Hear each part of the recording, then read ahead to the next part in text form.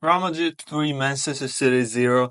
This was expected. Anyone who understands football knew what was going to happen today. I really had no hopes that Man City were going to do something here, especially after that late minute winner by Jude Bellingham in the first leg. It was a formality. I'll be honest, I thought it was going to be more. I thought it was going to be 4, 5, 6. So City overall is disastrous. This is the worst City I've seen in ever. And this is probably the worst Pep Guardiola side that I've ever seen in my life. The thing with this Pep Guardiola slash Barcelona play style is that it's a style of play that when you're on that kind of bad dynamic, you cannot grind these results. It's just how it is. So no matter how much of a bad season Real Madrid are having technically, all the injuries and the shuffling in defense that they've been doing, I knew this wasn't going to be close. But you still have to give a shout out to Real Madrid. And we know who we're going to talk about today, the star man of the game, Kylian Mbappe. Hat trick, I believe he's his second hat trick for the club. Listen, he got it done at the end of the day. He did what he had to do. Good hat trick, good goals. Mbappe slowly and slowly getting up there in statistics. GA wise, I think he's up there. So in terms of statistics, he's having an okay season now. He started off roughly, but he's improving. I know that Erling Haaland wasn't there because of his injury against Newcastle. That's just annoying. Like we waited so long to see Erling Haaland and Mbappe, and then one of them gets injured. It sucks, but I don't think it would have made a difference. Again, these transitions for Real Madrid against the city that defends and how many passes that they're misplacing, he was always gonna feast. I'm surprised Vinicius Jr. did not get a goal in. I'm surprised Rodrigo didn't get a goal because the game was made for them to go at Man City. Every time they attacked them, City looked like they were going to concede. There was no competition.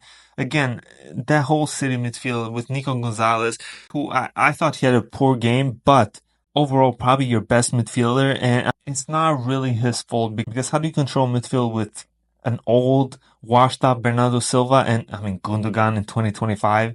I'm waiting for Mr. Mentality to say something. He's still not said anything, so interesting on that. I think Marmoush was completely locked down by Asensio, who I thought had probably one of his better games.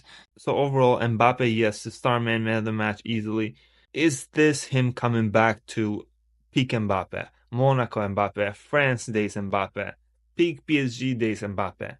Not yet. I need to see it against a better opponent.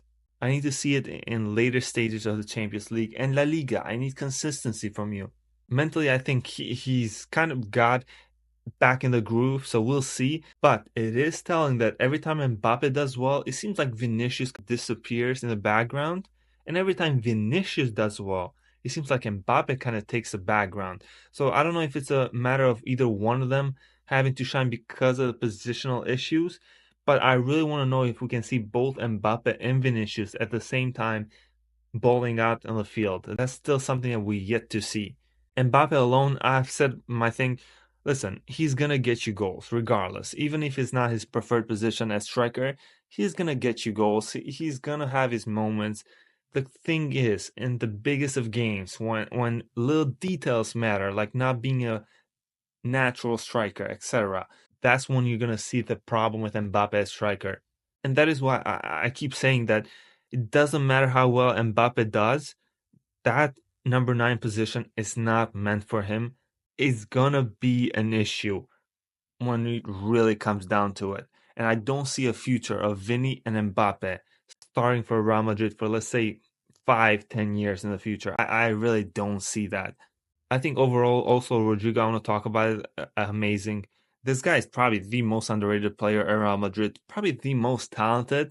If I want to say eye test wise, he probably has the highest eye test score in that whole Madrid lineup, which is something because they are. I think Madrid has the most talented squad in the world. So it really speaks regarding his talent. And I really want to talk a little bit about Valverde to give him his props because he played a right back. He played amazingly. This guy, everywhere you put him, he plays amazing, consistently, very, very solid. 90 minutes, week in, week out. No complaints.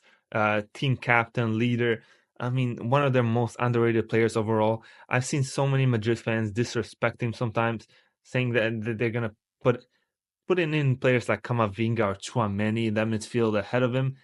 Valverde is going to be your mainstay in that midfield. You need a player like Valverde He's key for that Madrid team. If Valverde goes down, you're gonna see a lot of holes in that team. But yeah, man, overall, Carlo, I'm not gonna really praise you here. I'm sorry. This was a must win. The fact that you almost lost the first leg was, first of all, embarrassing. This to me, it doesn't mean anything in terms of how the season will go. City were pretty much open prey for this type of Real Madrid team. It's the best type of opponent you can hope for. I need to see more from this team if I really want to put them up there in terms of contenders. Now, Champions League, they have the juju, so I'm never going to count them out. But play style wise, I mean, they're still not there in my opinion. Let me know your thoughts, guys. What do you think about the game? What do you think of Madrid's chances? What do you think about this Man City team? Leave a like, comment, and subscribe for the algo.